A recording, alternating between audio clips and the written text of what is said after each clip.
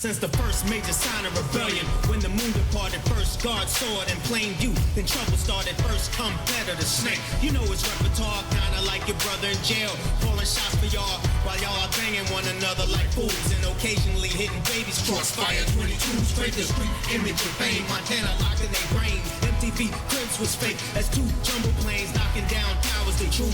Fireman said it falls, flag ops, F-stop, they want a whole planet, black hands murdered Gaddafi, he got two girls, karma bust through Secret Service. This is God's world, world star. Welcome everybody to the Saviours Helper channel. We are so pleased to have your support as always, and we have a great guest today.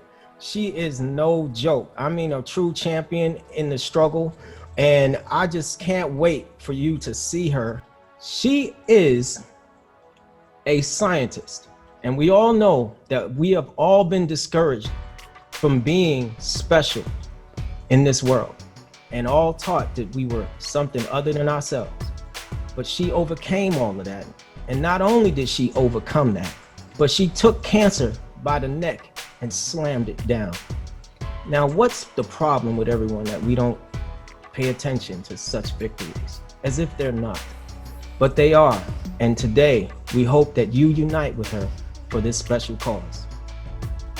Our topic is shouldering the responsibility in the fight against cancer.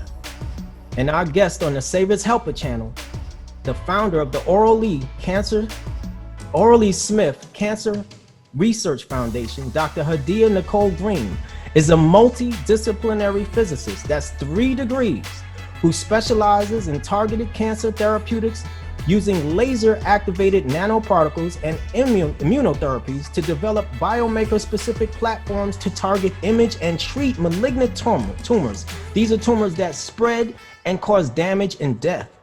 She calls her patent-pending cure LANT for laser-activate nanotherapy. Ladies and gentlemen, brothers and sisters, I give you our guest champion fighter in the bout against this fear-inspiring disease we all know as cancer, Dr. Hadiyah-Nichole Green. Welcome to the Saviours Helper channel, sister. Thank you. I greet you all with love, with peace, and the ancient greeting, Assalamu alaikum. Wa alaikum salam. We are so pleased to have you on the show. You look marvelous as expected, but even more than expected. What inspired you to dress in the way that you did today? Well, first, let me say thank you so much for having me. I'm a reflection of you. I'm a reflection of my brothers and sisters. It is a pleasure and an honor to be here to spread the good news about the work we're doing with the Orally Smith Cancer Research Foundation. Mm-hmm. And you asked what inspired me today in my dress. I wanted to be respectful of the culture when I travel abroad, when I study with brothers and sisters of diverse backgrounds. I like to be respectful when I'm entering into different sacred spaces. And my research has blessed me with the fortunate opportunity to walk amongst all different kinds of men and women around the planet. And part of my upbringing, I went through an African adopted rites of passage program that was adopted from Ghana and brought back to my hometown, St. Louis. And it was a year-long training program of how to not only go from girlhood into womanhood, but it also instilled a sense of responsibility to the community no matter where we went. And in part of that, there were things about cooperative economics and a sense of community and a sense of self-pride and respect and dignity. And in addition, that led me on my journey to my HBCU, Alabama A&M University, where I ultimately served as queen for a year as Miss Alabama A&M University. Uh-huh. And so I had such a connection with the Huntsville Nation of Islam there as part of my mentoring group. And even when I was running for Miss A&M during the campaign, the brothers held a fish fry for me. Really? And wow. Yes, as a fundraiser to help get the word out. And they really took me under fruit. their arms. Gotta give it up for the FOY, boy. Come on now. Yes. And I had many mentors, many influences, and that meant a lot because I grew up Christian in the Baptist church, and to be able to make friends of all walks of life has really actually influenced where I am now, to be able to bring something to the world that's not centered just based on my personal upbringing, but something that can help Christians, Muslims, Buddhists, Native Americans, and indigenous people from all over the planet, without it being something that's centered around capitalism, that's centered around a Eurocentric perspective of everything being about money. But this technology that I'm bringing forward, it is based on science and my background in physics, but it's also based on my cultural identity as something that can bring forth healing on the planet, which is sacred business. Yes. So I do consider this to be my divine assignment on the planet. This is, as my aunt who raised me, Ora Lee Smith, would call it, this is the Lord's work. Yes, ma'am. You know, that's amazing that you said that. It actually segues right into the gift that I wanted to share with you. In a research that I found out something, you know, I guess it was a blessing, because I was thinking of you and I said, wow, I wonder what her name means. I said, hey, that would be great to share with her. Let me look it up. Let me, you know, and I looked up your name, all three. And I'm so pleased that what I found, you know, so please bear with me, because I want to make sure I got everything right here. Okay. Got it. Okay. Hadiyah, spelled without a Y, has its roots in Africa, which means gift, a guide to the righteousness, guide to righteousness. It derives from the word hadith, which are the sayings of our holy prophet, which are recorded by the disciples of those who witnessed his works and were closest to him. Now, the reason why I'm bringing this up is because we're going to show how it is very, very likely, highly likely, that God himself is using our sister to forge not only the health industry towards reform, but each and every one of us to unite against this terrible disease and stand for this just cause. So in this research, I found some stunning facts. According to QuranicNames.com, the name Hadiyah is the feminine variant of the name Hadi, which means guide, guided, and guidance. And for those who believe in astrology, the moon sign associated with the name Hadiyah is Cancer. And although I am not a believer in astrology, I thought this was quite interesting to find, and for obvious reasons, you're in the fight against cancer. Now, as we move on, this is thinkbabynames.com. And in thinkbabynames.com, they talk about the name Nicole, and they say that it's a Greek name in origin and a variant of Nicole or Nicola, which means people of victory. And you say and profess that you're doing it for the people. And it's our hope that as we continue and as we prevail throughout this time of COVID, that we as a people experience a victory. And at the end of this interview, I hope that more people galvanize behind your efforts, and it's all connecting. You know, the color green, which is your last name, is the color in which Allah chose for his holy Quran, translated by Maulana Muhammad Ali. So you have green, which is associated with life, earth, the trees, and which bear fruit. And even if we read the Torah, Bible, or Holy Quran and live by the commandments of Allah, God, we can bear witness that the fruits of our works benefit humanity and thus pleases Almighty God, who is yet known by many names. With that said, I think it's safe to say that what you're saying about this mission as being divine is highly likely. Now, at the end of this, we will convince our viewers that it's an actual fact. And that's with truth, with God's blessing. That was heavy that you went and researched my name. And I want to say thank you. I'm humbled by this assignment, this calling on my life. And if I may just interject some things to put this in perspective for you, for everyone else, because I feel the energy, I feel the excitement, but I want to validate what you said from my perspective. So when I was born, my biological mother passed when I was 18 months. I didn't know my biological father. My grandparents took my two brothers and I in, and they both passed in the same year when I was 4 years old. And then my aunt and uncle, my aunt Ora Lee Smith and General Lee Smith, they raised my brothers and I after having raised 8 children of their own. And being born in 1932, my aunt was 21 years older than my mom. So she was the big mama of our family. She was old enough to be my grandmother. So I came along and ended up being the first in my family to go to college.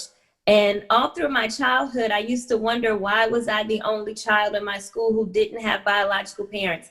Why me? Why me? And I'm praying, I'm crying, I'm praying, I'm crying.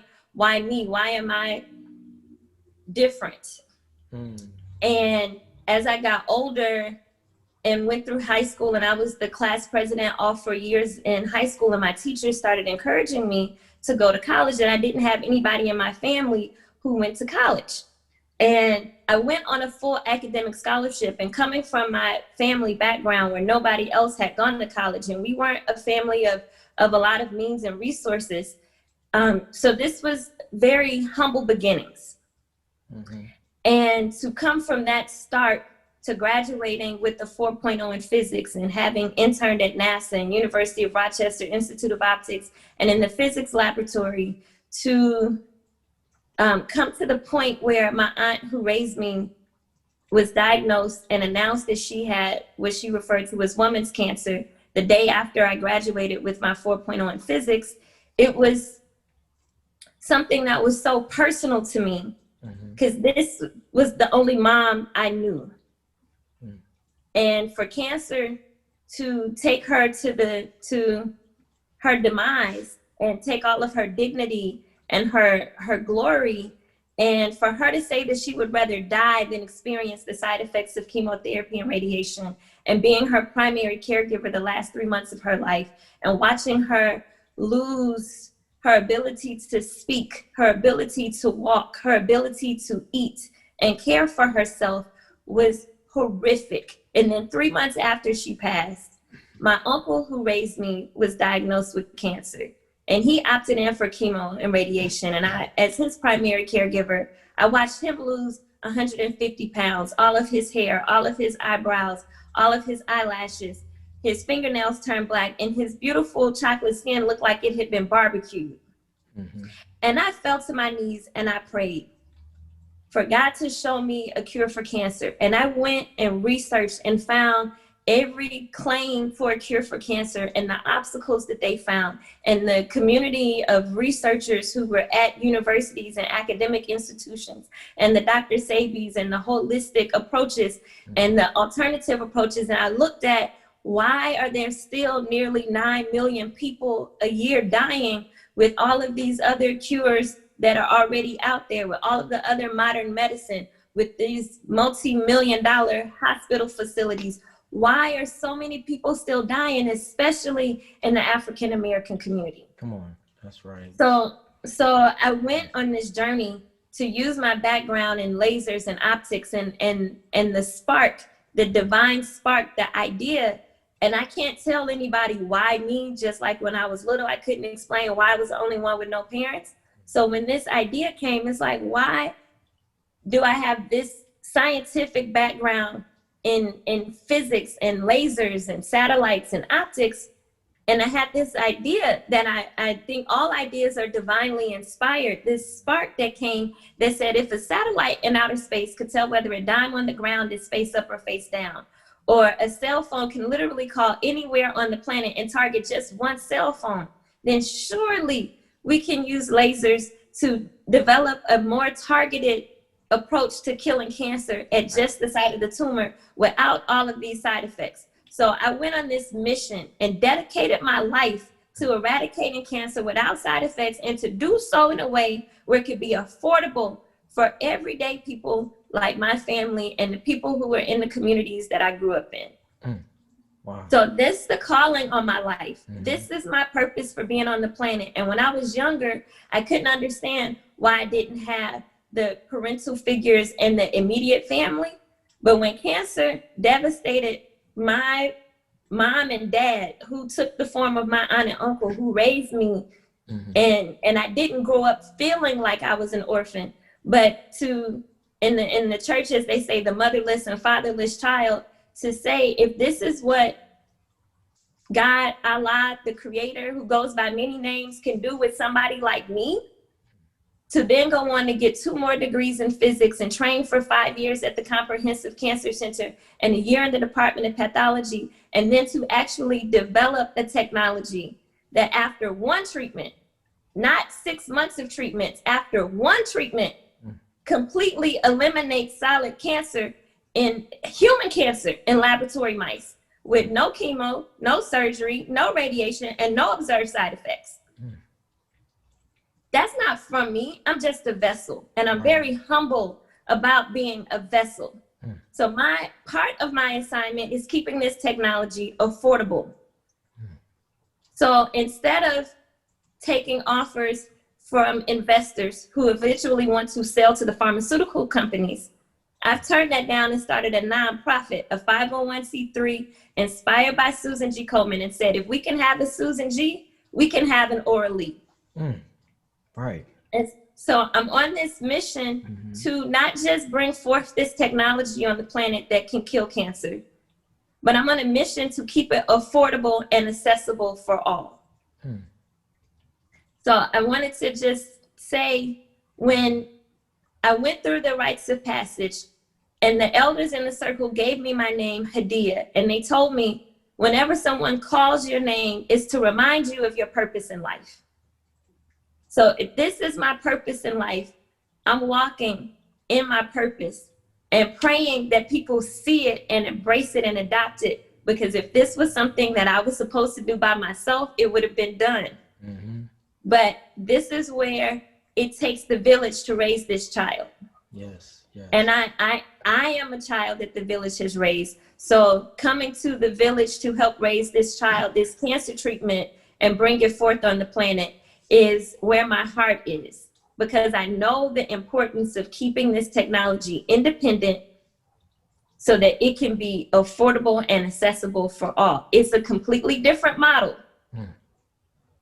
because we are a tech startup that is a 501c3 nonprofit, raising donations and not taking investors.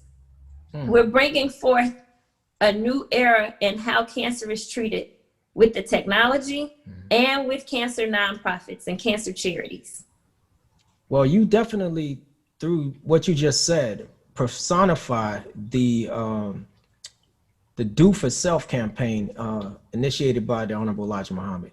We're going to get into cancer and all of those things, but let's go first into some universal questions. Like, for one, in the news today, we got on the card Iron Mike Tyson and Roy Jones Jr., who are both in their 50s, Tyson 53, Jones 51, who will return to the ring in an 8-round exposition. Also, I learned today that rapper Drake just got approved by former President Obama to play him in a biopic, according to MSN. And of course, Busta Rhymes just dropped a new stunning album entitled Extinction Level Event 2. My question to you, sister, is, did hip hop culture or self-defense in general have an influence on you? And are you rooting for anyone tonight in the Tyson or Jones? Who are you going for? So I've been trying to decide, because I grew up with Mike Tyson.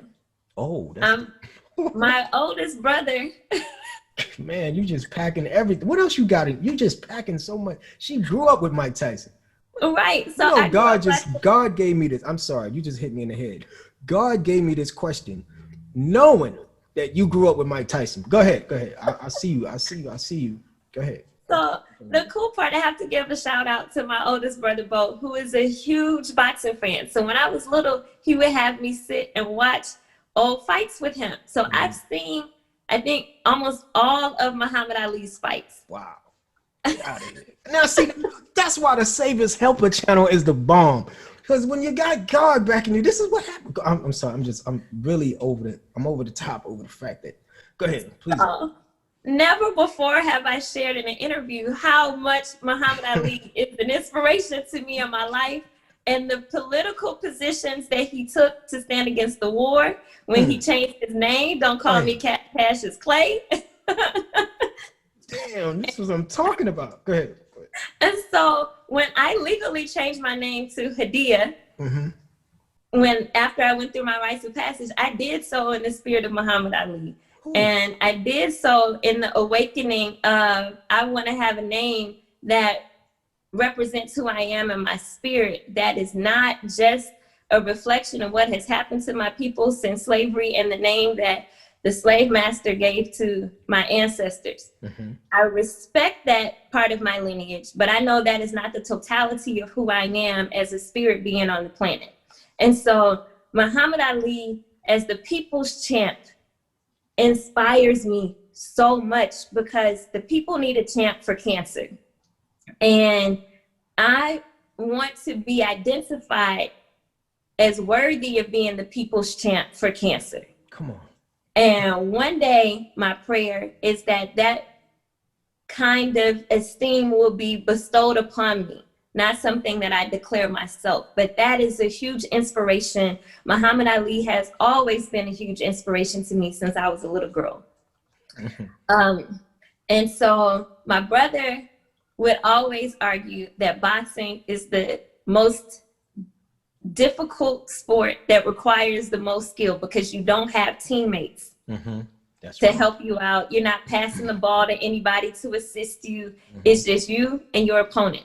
And if you lose focus, it can cost you the entire fight.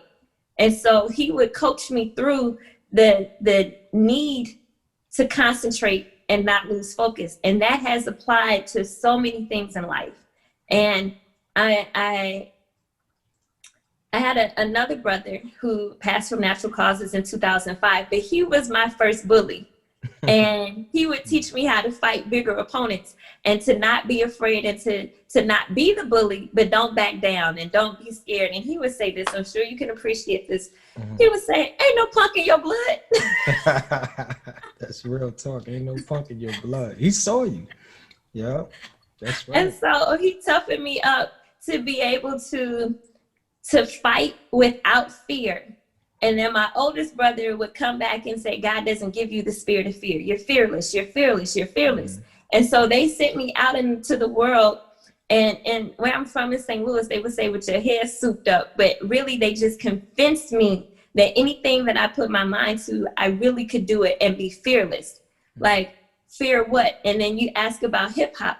Like, I'm a huge fan of Mos Def and Common and Black Star and Talib Kweli, and I love hip hop in a way where the early that's different from rap. And just for everybody who may be confused about rap and pop, and it's different, right? So hip hop, were like the hip hop artists were teachers, and they taught about life and how to be smart as you're making decisions, and how to be resistant when it's appropriate. And so all of that came, I grew up, I was born in the 80s, and my brothers were born in the 70s. So I grew up as the little sister, as a tomboy, and all of those influences are there. So even without knowing, like, my brother it's like, just hands down, we're rooting for Mike Tyson. With respect, all due respect, you know, all due respect to his opponent. But I think the part of me that just grew up seeing how many things were stacked against Mike Tyson, and the odds were stacked against him his entire life, and how many times he's been taken advantage of. And it's like, he feels like the underdog. Right. In the fight tonight. And so, you know, it's just,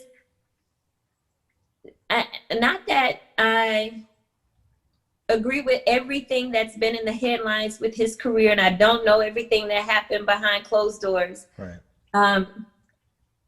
But just to see him continue to persevere towards this one thing he knew was his true North Star in life, which was to fight. Yes. And I saw him on an interview on a late night show with Jimmy Kimmel last week, and he was saying, I'm doing this because the people want to see me fight. And that just struck my Muhammad Ali chord with the people. And so I said, okay, I'll root for you. I'll root for you. All right, that's what's up. And what about Busta Rhymes? Have you heard his new album yet? Actually, I haven't heard Ron. You gotta His check new it out. It's a album. mind blower. I mean, he actually has a record on there that you can't dance to, and it's dope. I don't know how he did it. The beat is off. It's like, remember that record, Milk is Chilling? Yes. Right. It's like that, but more off than that. And Okay. him and Eminem are rhyming on it. It's like it's immaculate, you know. And there's another title track called Master Farad Muhammad, dealing with the Son of Man. That's a Thief in the Night track right there. I would advise you to check it out. You know, Rick Ross is on that as well. Guest. Okay. Thank you. It's definitely hot. Loved your answer. That was the bomb. Also wanted to talk to you a little bit about the Affordable Care Act. If you will. According to Vice President-elect Kamala Harris, the so-called Affordable Care Act has been under attack by Republicans who oppose. Can you tell us your honest opinion on the current Affordable Care Act versus the Biden Care Plan and its public option? Any thoughts? Okay, that was way more detailed than I thought you were gonna go. It's all right. I mean, whatever you think about it would be fine. You know, I just thought that it was a imperative that we go into that question. Yeah, it is. So I'll give you my perspective about the Affordable Care Act. Okay. So I think it is imperative for the needs of people who need health care, who may not be able to afford it otherwise. There needs to be the priority when the agenda is being set for how to take care of the least of these in our land. I think that needs to be at the forefront, not profits, not politicians who owes favors to who, but actually put the needs of the people first. The other thing that has been happening is that profits dictate prices. And the going rate of drugs dictate prices, as opposed to what's a reasonable profit, and regulating instead of price gouging based on what's happening with the state of sick people in America. And for us to be one of the wealthiest countries on the planet, to have some of the sickest people on the planet is egregious. And there really needs to be a makeover for how healthcare is rolled out, starting with how inventions, technologies, and new medical developments get rolled out. And what happens, the justification for drug prices is based on how much money the drug companies invested in drugs that did not work. So they're recouping the cost of failed products. But no other industry are you allowed to take the cost of failed cell phones, failed cars, failed TVs, failed light bulbs, and roll that into the cost of the product that actually makes the market.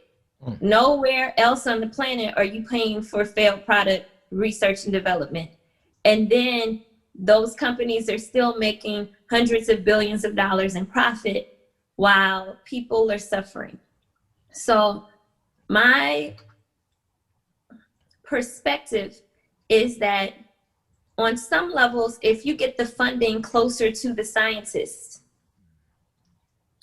you can bypass some of this chasm that's called the commercialization process, where investors come in and their priority is making a return on investment. This is the big elephant in the room of why healthcare isn't affordable. And that doesn't mean that I don't think people should make money back on their investments. It's just that, where is that ever regulated? Right. And without that being regulated, it's almost impossible to have affordable healthcare, because if someone invested $100 million in a drug, they're going to want $100 million back plus a return on their investment. On our backs. On our backs. That's crazy. And meanwhile, cancer charities are raising over $1 billion in the name of curing cancer, but for marketing campaigns and to raise awareness and to promote early detection, which is important because early detection saves lives. And the government is shelling out hundreds of millions of dollars to fund cancer research.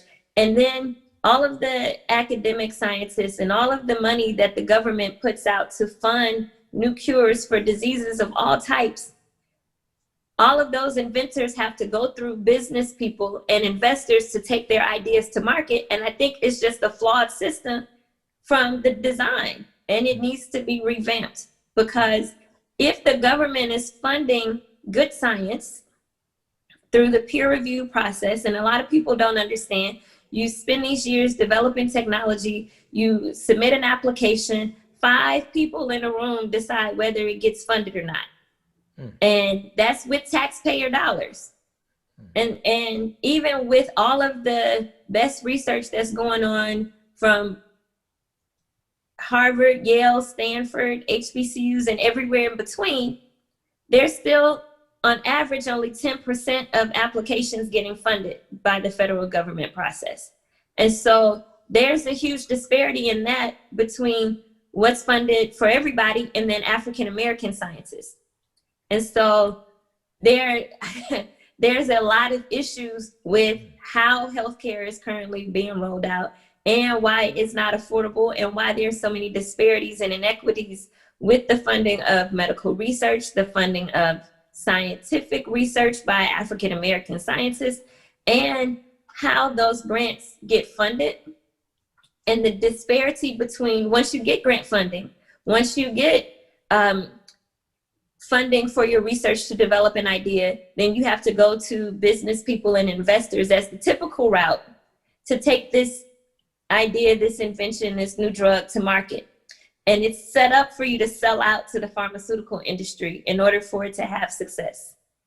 And when you're selling out to institutions, and this is not disparaging the pharmaceutical industries, they are a business with a business model that's been working for a long time. And then we need to have new generations of things, just like Blockbuster was around for a long time, and then came Netflix. So we need to evolve the medical community the way we have with our other technologies, like the medical community with how we're rolling out drugs and how we're funding drugs and how we're funding new medical technologies. We're still on like iPhone 1, when we should be on the iPhone XS or the iPhone 12.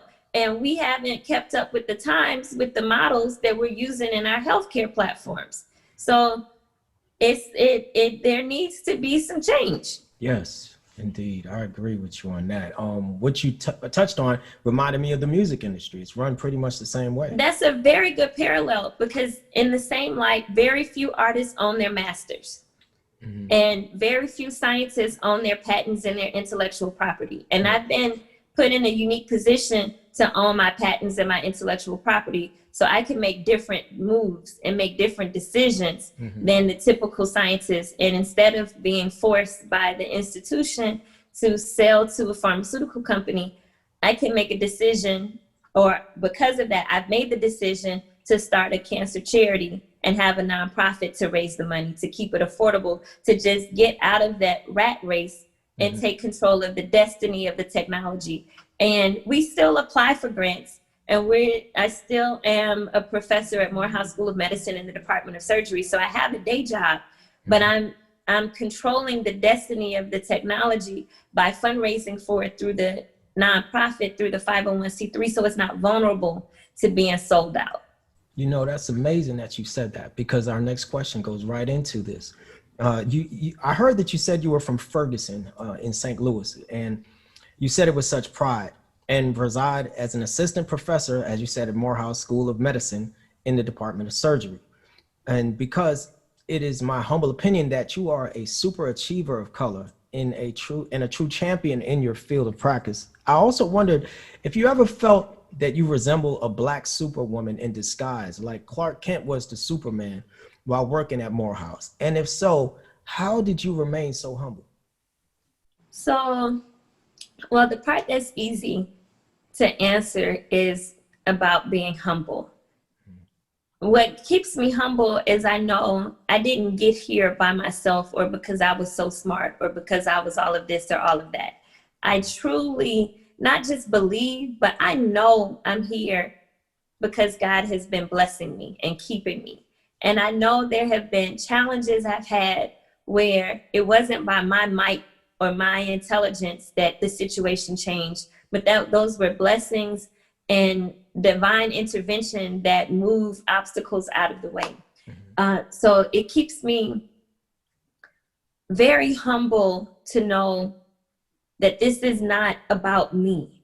I'm just simply a vessel, and I'm facilitating the journey of bringing this technology forth on the planet and ensuring that it's affordable and accessible. So I'm a steward, and I have to be a good steward.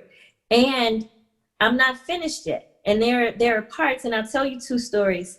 One is about the situation with racism I encountered in grad school, and the other is about where we are right now. So I had excuse me, I had a Caucasian professor who simply flat out told me I would never graduate. And I'm like, you haven't even seen my data. Doesn't matter. You will not graduate on my watch. And he would say it and laugh and walk off. And I said, you know, I don't know how this actually works, but I read in the Bible that God can move mountains. And so I started speaking to the mountain. Come on. And there was no clear path for me to go around this man. He was part of my dissertation committee as part of the deal for me to get one of the experts I wanted to work with. He was like, well, if you want me on your committee, this other guy has to come too. And he simply said he was never going to sign off on my graduation. So when it came time for me to apply for graduation and to do my dissertation defense, he and his wife apparently had been trying to get pregnant, and their surrogate mother that they hired to have their baby went into labor early. Wow. And they had to drop everything, pick up, and go out of town. And he said, well, if everybody else signs off on it, then sign my name. Because he thought everybody else wasn't going to sign. Right. And so, of course, Come on. everybody else signed. Come on. And that was one of the first, not one of the first, but that was one of the most significant times where I saw the power of my faith make a difference in my reality. Mm-hmm. And one of my, throw in the third story, but this is the second, and I'll save the third one for last. But one of my classmates when I was at Alabama A&M University, he was the Student Government Association president the year I was campaigning and running for Miss Alabama A&M. And now, mind you, I'm the first in my family to go to college. So I didn't have a bucket of money to run a campaign. I had a cousin who worked at Twinkie, the hostess company, and gave me some Twinkies and cupcakes. And like I mentioned, the brothers in Huntsville of the Nation of Islam there, they did a fish fry for me. And we literally made these homemade flyers and homemade banners, and it looked like we made them at home, literally. And we ran this, it was like $100 campaign budget to campaign. And there was this other lady who had been planning to run and wanted to be Miss Alabama A&M since she was 4 years old. And her parents gave her a $10,000 budget. She had airplanes in the sky with banners behind it with her name on it. They had like the parade with literally the real fire department and the police department parading through campus. She had fancy t-shirts and church fans with her picture and name on it, like ink pens. And I'm like, I don't have any of that. There is no way I'm going to win. And people would say, it's not about how much money you have. Right. We see your heart. We remember that you held the door open, or you gave us a ride, or you gave me a word of encouragement, or that time that you prayed for me when I was feeling down. And people had accumulated all these stories about my random acts of kindness that I was just doing behind closed doors when I didn't think anybody was looking or noticing. I was just being myself, loving on people, because that's what I do. And I went around and I knocked door to door and I asked people, will you please vote for me? And then And people started coming out of their dorm rooms and helping me knock on doors. And I won by 98% of the student vote. And there were 7 other women on the ticket. And when I won, it was the people won, and it was like I was one of them. Wow. And that feeling was so humble because I knew I didn't win by myself.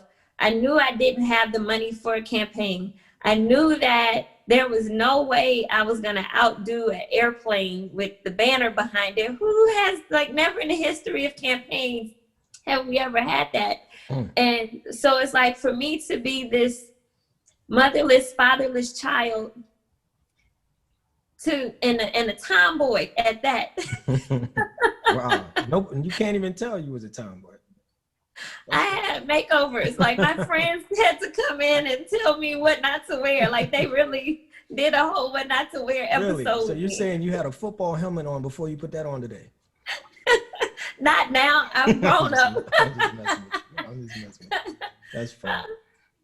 And so the third story is about where I am now. Like, I literally have done everything that I can as far as developing this technology, forming a 501c3. I have over 100 volunteers, including me. I don't take a salary from my nonprofit or from donations at all. And we're an all-volunteer organization. And we've done something that only 32 other African-American female tech founders have done, which is we've already raised $1 million in crowdfunding. Wow. Like, the faith part that keeps me humble is, if the rest of the journey that I need to begin human trials was something that I could do all by myself, I would have done it. But it's humbling to ask for help. It's humbling to say, I've come this far and now I need the village to help me take it to the stage where we can begin human trials, because it's not just my assignment anymore. It's the assignment of everybody who's been impacted by cancer, who believes there's a better way, who believes that it should be affordable and accessible for all to have an effective way to kill cancer. And so that keeps me humble, because I'm still on the journey. Yes. Let's go into some comparisons here. Okay. You deal with particle target laser therapy. Okay. Now, could you explain the differences between your achievement with the laser technology and what we're accustomed to in the form of eye laser vision correction surgery, which sounds pretty much similar, but I'd like to paint a picture to the audience as to the complexities between the two and differences, if you will. Okay, so great question. So first, let me give a broader comparison. Most people, the standard of care in the United States for treating cancer is chemotherapy, radiation, and surgery. And chemotherapy is a chemical drug that's injected into your body. It systemically, it systemically circulates through your body, and it targets certain types of cells that are growing fast, typically. And it will kill cancer cells, but those same type of cells are also what makes your hair grow, what makes your nails grow, and it's also killing those. And a lot of other side effects and unintended injury is happening because it's a global treatment. And the theory is they hope to kill the cancer faster than it kills you. Wow, that's sick. Radiation is like a whole spotlight shining a whole spotlight in a general area of your body.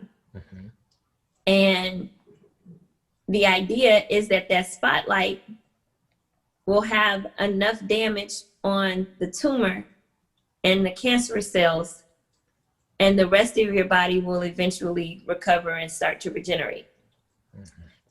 And then what we're doing with lasers is, like, if you can imagine a laser pointer. So you're not talking about something systemic anymore. You're not talking about something regional anymore. You're talking about something that's a pinpoint precision, as small as a laser pointer or smaller, and targeting the site of the tumor at just that location. And eye surgery is similar to using a laser to cut through metal, because it gives you precision, but it's still it's like a way to cut. What I'm doing with my laser is not interacting with tissue at all. It's completely harmless. Completely harmless to normal cells, cancerous cells, any kind of cells. It's not causing any harm to the body. And I'm using nanoparticles, which are really, really tiny particles that I make. And these particles are also inert. They're harmless. So we're placing these particles exactly where we want to kill the cancer cells or kill the tumor. And the laser is activating the nanoparticles. So you kill only what you target. And you have to be wrong twice in order to kill something that you're not targeting. So by design, we've eliminated side effects. Because we are only heating up the nanoparticles, and the nanoparticles are killing what's in their immediate area. But it's so precise and localized just to the site of the tumor that you're not even causing harm to something that's 1 inch or 2 inches away, let alone to something that's in another part of the body. So if you have a tumor on your arm, it's going to treat the tumor on your arm without causing your hair to fall out, without causing your whole arm to turn black.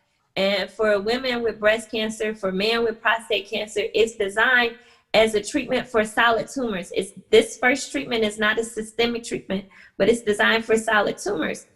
And it will treat just at the site of the tumor, so you don't have to lose the function of your prostate, and you don't have to lose your entire breast. You can just treat the tumor at the site of the tumor. So it's a different approach because we're using physics instead of biology and chemistry and drugs.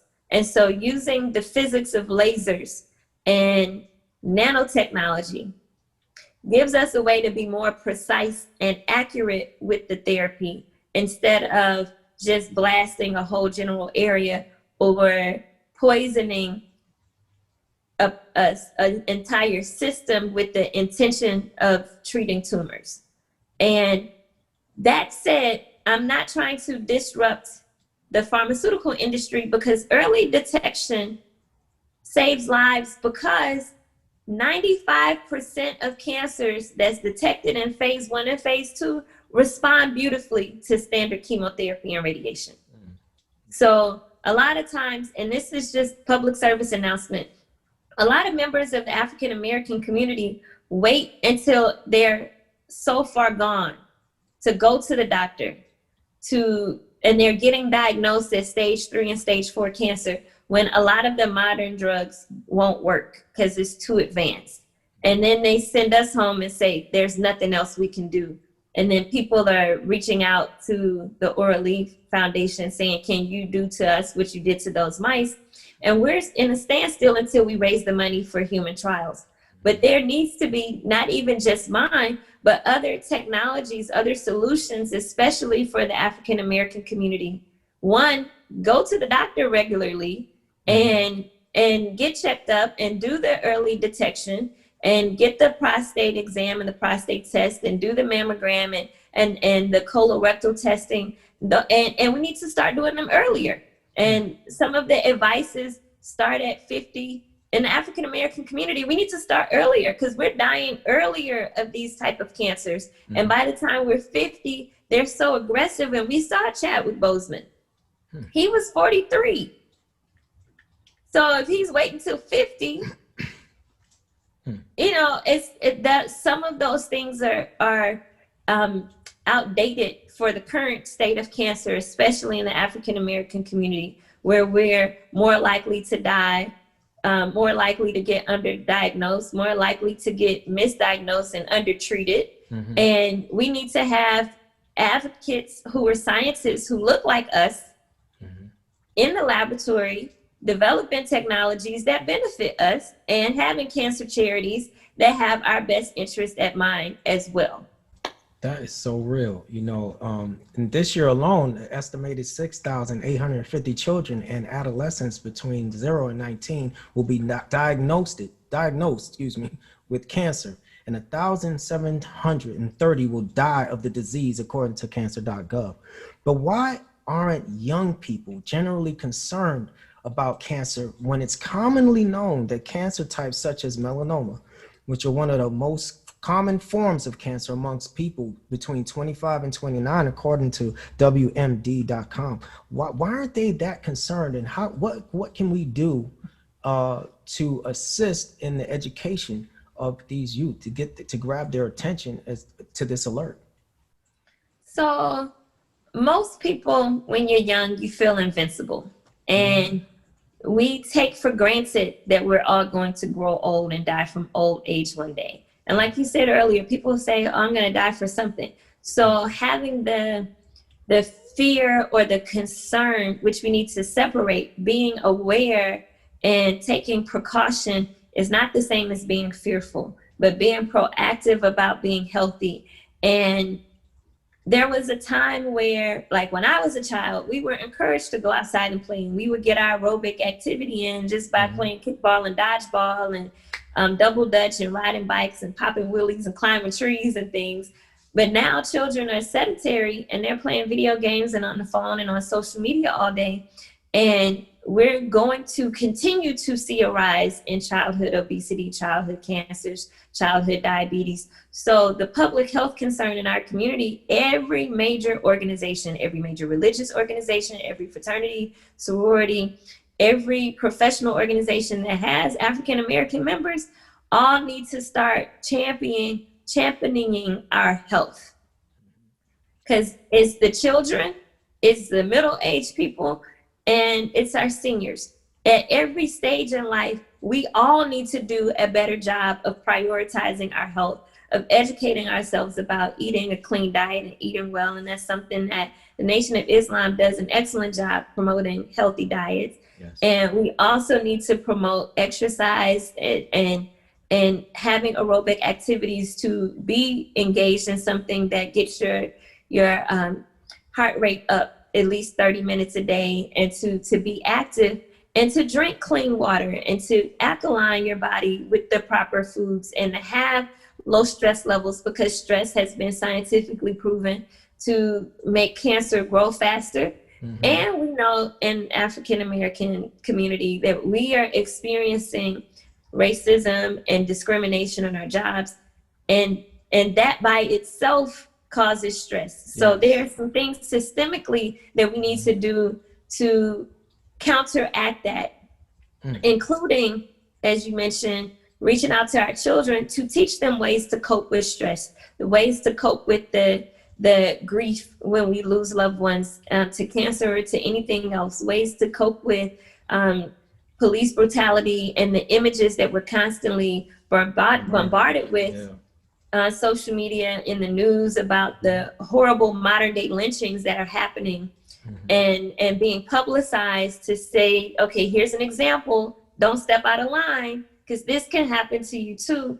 And how that resonates with our spirits, the psychological attacks that are constantly happening, we have to ward that off with prayer, with meditation, with fasting, with being connected to nature, with having a community. And then we have COVID on top of all of that, keeping us separated from our communities, and we're communal people. And so doing things like having constant or regular check-ins that involve video chatting, or getting tested and quarantining in pods to say, these are the 10 people, if you step out of our bubble, get tested, get your results before you come back in, so that we can start fellowshipping and coming together in a way that's practical and safe. And that helps with the whole mental health and awareness. And I just think in general, all Black folks need a therapist and a counselor or some type of support system to help them cope with the mental health that also impacts the negative decisions that we're making that impact our health. So And as a total holistic response, it's not just the children, it's our entire community, from physical, mental, emotional, financial, even just the overall whole well-being of our community needs to be improved.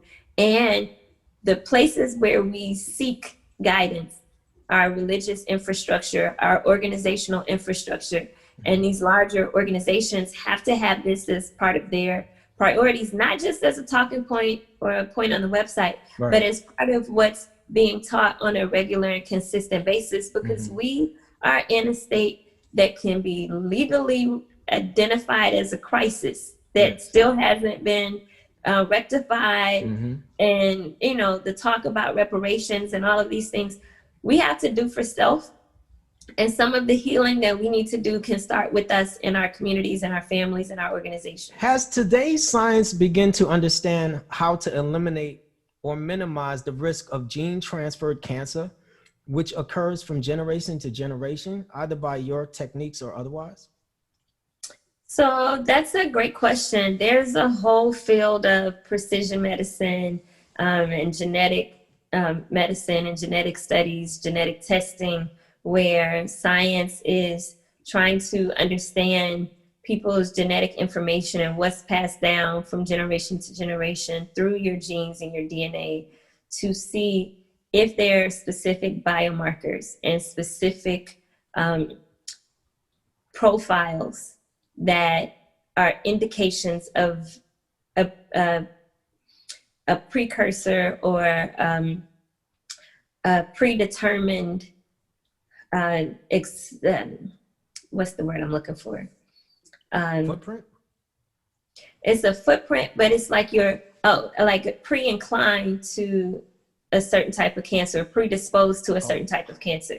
And so if you do have this certain genetic biomarker, a certain genetic profile, you may be more likely to get diagnosed with a certain type of cancer. Like one of them is the BRCA1 gene. So if women see they have a history of breast cancer, they go get tested for this BRCA1 gene, and then they say, okay, well, instead of me waiting until I get diagnosed with this type of cancer, I'm just going to have a double mastectomy and remove both breasts immediately so that I don't have to deal with that. But the reality is genetic cancer is only 10 to 15% of all cancers. And so sometimes people take these very drastic measures as an overreaction to something that only impacts maybe up to 15% of all cancers that are diagnosed on the planet. And so it's a serious consideration, but it's also not something to overreact to. That do your homework, take this into consideration, and truly weigh your options. And there are some women who would say, I'd rather have the mastectomy or the double mastectomy so I don't have to deal with that. And then there are other options that can be explored. And my personal favorite is the precision medicine, where they do your profile and they can predict what type of cancer you have. Let me rephrase that. They can predict how different medicines will respond to the specific type of cancer you have. So that you see sometimes people go in and they're trying the same drug that someone else tried and it worked for the other person and it didn't work for that person. So why is it working for person A but not person B? Well, your genetics, right? And so if the personalized medicine can profile you accurately, it can predict if this medicine is going to work for person A and predict if another type of medicine is going to work for person B. And I really like precision medicine, and I'm using that in my research, but I'm not developing new precision medicine. It's something that for more than a decade, there have been billions of dollars poured into this research, and there are several institutions around the country that have facilities where you can go and have your precision medicine profile and have your personalized medical experience. And it's very expensive, it's cutting edge, and part of what needs to happen is to make it affordable and accessible for all people, because we know that Black people and white people die from cancer at different rates, but some of that is because it's not just there are some differences between how aggressive our cancers are and why we're dying more rapidly than our Caucasian counterparts. And yes, we're underdiagnosed. Yes, we're diagnosed later, but also some of that can be identified and corrected for with personalized and precision medicine. Wow, that's amazing. Now, you also study immunotherapy. That sounds fascinating to me. And it reminds me of a tactic used to divert the attention or trick an enemy into coming closer. Can you tell our audience what are the benefits of immunotherapy, the study of it, and in what matters would an immune system be suppressed in order to fight cancer or any disease? Okay, so that's a great question. So let me break down. So immunotherapies are using, like for example, an antibody that you inject in your body, and it finds the cells that have a marker on the surface of the cell called a biomarker. And the antibody will bind specifically to the biomarker instead of everything else in the body. It will bind just to the biomarker, typically that's overexpressed in cancerous cells, right? And so what happens when you attach this antibody to the cells that are overexpressing this marker called a biomarker is triggering this immune response. And then it will allow the body and the immune system to come and work specifically on healing itself based on this particular issue. So the good part is when it works very quickly, it's very effective. The bad part with immunotherapy is that it doesn't work for most people, but it's excellent at targeting the markers that are overexpressed on cancerous cells. So part of what I've developed in my lab was a way to use immunotherapy, but not as a therapy, to use immunotherapy as a way to target cancer, because it's effective at targeting cancer, but in my personal and professional opinion, I don't think it's as effective as it could be at killing cancer. So I attached my nanoparticles that I told you about earlier to these antibodies, this immunotherapy, to deliver my nanoparticles systemically to the site of cancer or cancerous cells that have these markers on them. So it's like a lock and key with the immunotherapy and the marker on the cell. Wow, that's genius. And these are divine ideas. And so when I saw that these antibodies or this immunotherapy is effective at targeting the markers overexpressed on cancerous cells, and that there is a way to attach these nanoparticles to these antibodies, we can effectively deliver them to the site of the tumor, then shine a laser at the site of the tumor and kill just the tumor. Wow, that's off the chain. You had to say it was divine, because it's like you brought something to mind. When I used to be a archery, I mastered archery when I was 15. Like I think I was 15 or 14 in the Boy Scouts, and what you just did was similar to something I had thought about. When I used to fire at the target was tilted a little bit, so I would stand in somebody else's zone to hit the target better, so they'd be like, why are you standing in my spot? That's my, and I'd be all the way in their zone shooting and bullseye. Like, no, I need to stand here in order to get it. And I'll just stand all in their way and hit it. And I ended up being the champion of archery. But that's what you've done. You've thought so far out of the box. You've used somebody else's area to combine it with, you just got the job done. And that's amazing. That's amazing. That is a divine thing, hats off to you for that, and God. Thank you, praise God. And that is the epitome of interdisciplinary science. When you take intelligence from one type of science and put it with intelligence from another type of science and come up with the best practice, and you're not so stuck in the standard thinking that you can't make adjustments when necessary. So when you were practicing archery, you had an insight that said, I need to make an adjustment in order to hit my target. And instead of doing what everybody else taught you, you took the basic skill set, because you still had to know how to hold the bow, hold the arrow. You still had to know how to aim. You still had to. So I studied what other people taught me, and I learned the basic skills. But then, just like you I went to the next science and made an adjustment in my perspective so that I can hit the target and kill cancer. Wow, gosh, amazing. We got to get behind this sister, y'all. This is not a joke. This is a serious champion, as I mentioned. Let's talk about something else that is also serious in our community. Overdiagnosis is a serious problem where doctors may suggest chemo unnecessarily. Also, doctors often, due to so-called ethical reasons, withhold information, even knowledge of terminal conditions, from patients who often don't have insurance. How can we educate our people, or what could you advise to effectively, so that our people are better prepared to visit neighborhood physicians? So this is why it's critically important to have doctors who look like us. And as a faculty member at an HBCU medical school, we are training the next generation of doctors because there is a need for more Black doctors.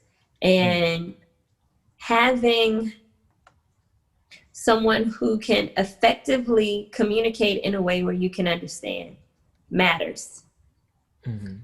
And I've volunteered a lot and worked at the interface of patients and medical doctors as a scientist, so I can understand what's happening in the room. And a lot of times we come in with a cultural perspective and a cultural vocabulary, and those don't match necessarily with what is being taught in standard American medical institutions. And this is not a criticism of either. It's just saying they're so far apart, they're worlds apart. And we need to have a interpreter to help bridge that gap. Otherwise, I'm saying one thing, you're hearing another thing, right? And so, especially when we have our seniors going to the doctor, the anxiety about sharing private information with someone outside of our family, outside of our community, brings up so much anxiety. So let me give some recommendations that I think anybody can do, should do. And this is not medical advice. This is practical advice as a sister to my community. First, always get more than one opinion. No matter what, before you start taking medicine, before you start any kind of cancer treatment, always get more than one opinion, and never go to the doctor alone. The experience can be uncomfortable. No matter how smart you are, having a second person there, even if it's just for comfort, to take notes, to help you prepare questions before and after, so that the anxiety and the stress of being in the moment doesn't take over and you don't speak up. It's overwhelming. So you need to have a second set of eyes on everything, a second set of ears, and an advocate. So get a second opinion, have an advocate with you. The other thing is, in an ideal situation, having a cultural connection with your healthcare provider is important, because when you're speaking a different language from someone else, and yes, we can all speak English, but because of the cultural differences, sometimes you may be saying English words and I still might not understand the words that are coming out of your mouth. Right. And so having, in our case, African-American doctors to treat African-American patients can help eliminate a lot of this. There was this story that went viral on social media about this lady who went in to have surgery and she had braids in her hair. And her Black surgeon took the time to unbraid her hair, part it, put the incision behind the scalp line so that it would be invisible. And she woke up and she said, I thought I had less plaits in my head and less braids, And the surgeon came in and said, I have daughters, so I know how to braid hair. And I knew as a young woman, you wouldn't want this big scar across the top of your forehead. So I unbraided your hair, parted it, and put this incision behind the hairline so it would be invisible when you wore your hairstyles. And she was so emotional and cried. And she said, this is why having Black doctors matter. And so I've had family members have horrible experiences, and I have actually had horrible experiences too, where people will say they care about you, but if your doctor is not seeing their grandmama or their granddad or their brother or their sister or their daughter or their nephew or niece, when they look at you, you don't want that person having the lack of compassion or only having the compassion that's legally required. I need more than that. I need you to have the compassion you have for your family. Come on, that's right. And everybody deserves that kind of compassion. And it would be nice in an ideal world if it's there across the board. And that doesn't mean allies don't exist. Right. However, and that doesn't mean all skin folks are kin folks. However, say that. Where it comes in to do your homework and to take time and interview your doctor when you're not in immediate crisis mode, so you have to make a decision right now. Interview your doctors, interview your surgeons, interview the people who are going to take care of you, and decide, is this the person that I want to entrust my life with? And if you don't feel comfortable in your spirit, if there's a little voice saying, just walk away. Right. Because the thing is, heart disease is the #1 cause of death. Then cancer, and then like things that go wrong in the hospital is right behind that. Say that. And so matters. So your healthcare team matters. And do research. Make sure that they're highly rated. And it's not that I'm saying anything negative about my colleagues, but not everybody was a straight A student in an honor society. Some people barely made it, and people who barely made it through med school are still doctors. So I don't want the C student doing my surgery. I want the A student doing my surgery. Yeah, you're trying to pass, not fail. Right.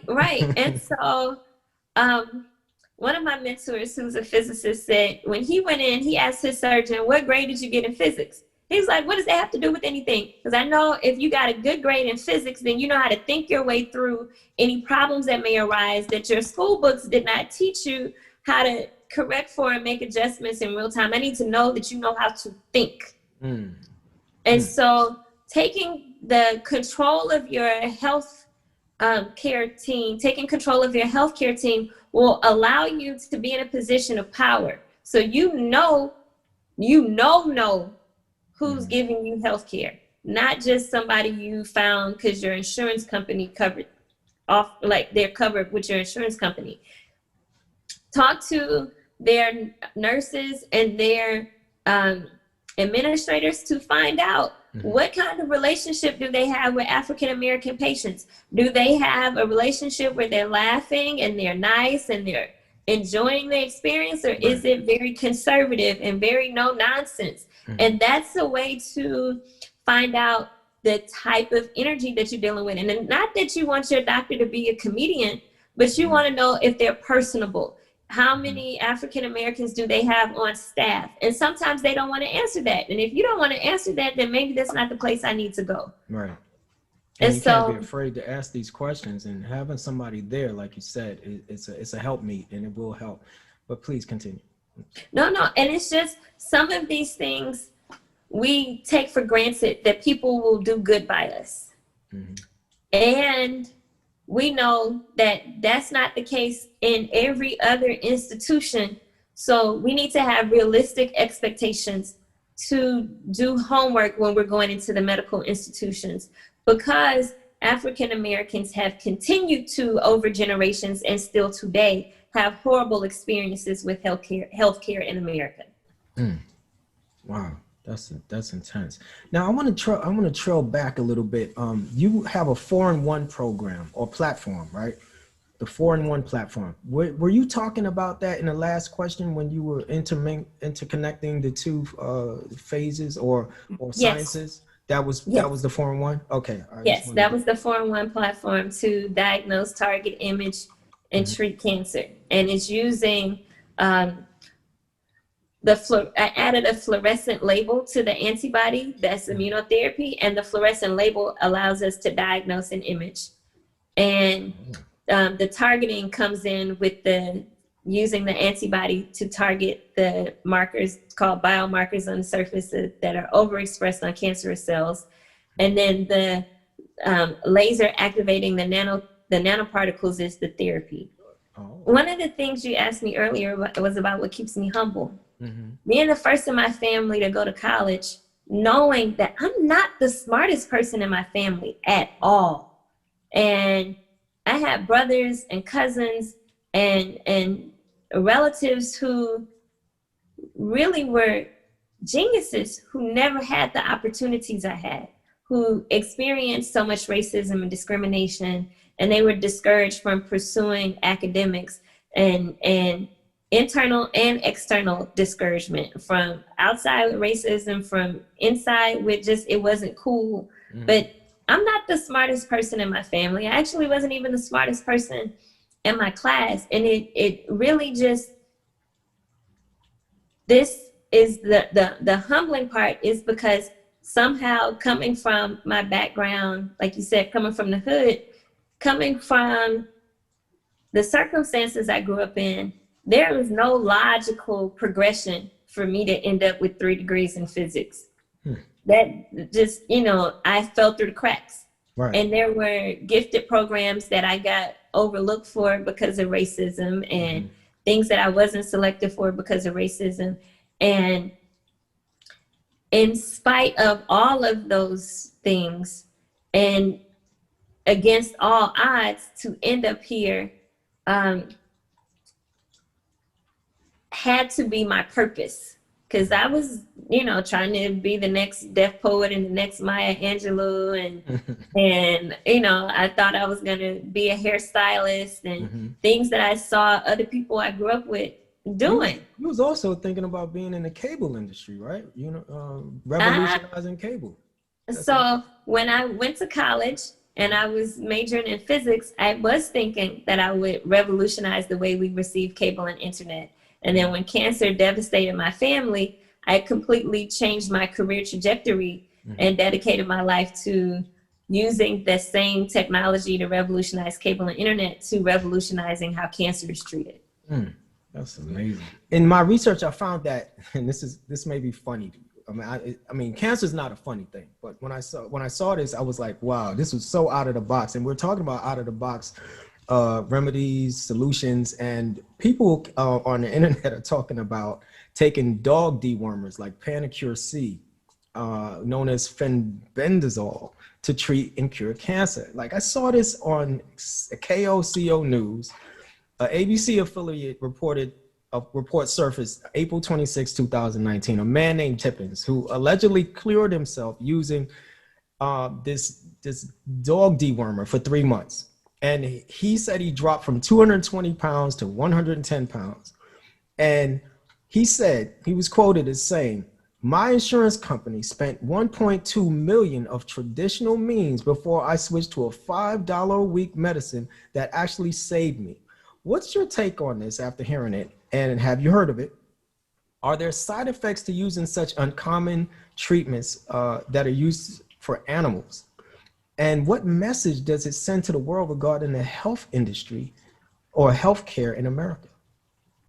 So I was at a conference, American Association for Cancer Research Conference. That's where all the cancer researchers in the world gather to share their research experiences and results.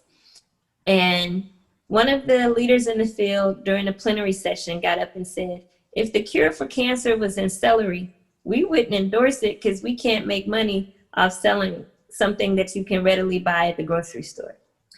And that was humbling and to hear as a graduate student, because cancer treatment in the medical industry is a business. And there have been holistic alternative approaches that don't get credit because they didn't go through the scientific peer review process. The reason why the scientific peer review process is important, and that's what I'm doing with my technology. We've gone through the scientific process, we've gone through the peer review process, it's been published, and we're going through another scientific rigor peer review process with going through the FDA for approval so that we can go through the hospitals and get coverage by the insurance, Medicaid, and Medicare. But when alternative medicines don't do that, there is no way to know if this is the placebo effect or if this is a true scientific result. And if it's not standardized with the correct quality assurance controls, you don't know if one batch is pure and one batch has bacteria or mold growing on it, if they use the same temperature, if they sterilize the equipment on a regular basis. You don't know what you're getting when it's not regulated. That said, the placebo effect, when we talk about the placebo effect, that really is what I would say most people recognize as faith and belief in something, right? Right. So let's talk about, if you have faith in something and you have enough faith, things can be done upon you according to your faith. So if you believe drinking lemon water and drinking 2 gallons of lemon water every day for 3 months will cure your cancer, in some cases, it will. If you believe that eating celery and juicing celery or turmeric or fasting for 3 months, or you can believe something enough where it can be true for you. Like even in the scientific process, they will put the placebo effect as a control arm to see, is it just the belief that this can work that's actually causing it to work, or is it the actual drug or the actual experimental part of the study? And so with the anecdotal instances from one person, you can never tell because the sample size is not large enough. We don't know what else he did while he was taking the dewormer. For example, he could have quit his day job and moved to a less stressful environment, and that could have caused his cancer diagnosis to be reversed. It may or may not have been the dewormer, but when you have a sample size of 1, you don't know. And a lot of times, especially in our community, we want to believe in something so bad that we'll take an antidote or an anecdotal outcome and substitute that for actual rigor in science, when really, if there was more funding available to study those type of things, to say, well, let's get a study, and this is what I'm raising money to do, to say, let's test this on 15 people for a first pilot study. And then let's test it on 200-300 people. And then let's test it on 200,000 people so that we can get enough data to do a statistical analysis and understand, is what we're seeing actually what we think we're seeing? Is this actually happening, or is this a fluke?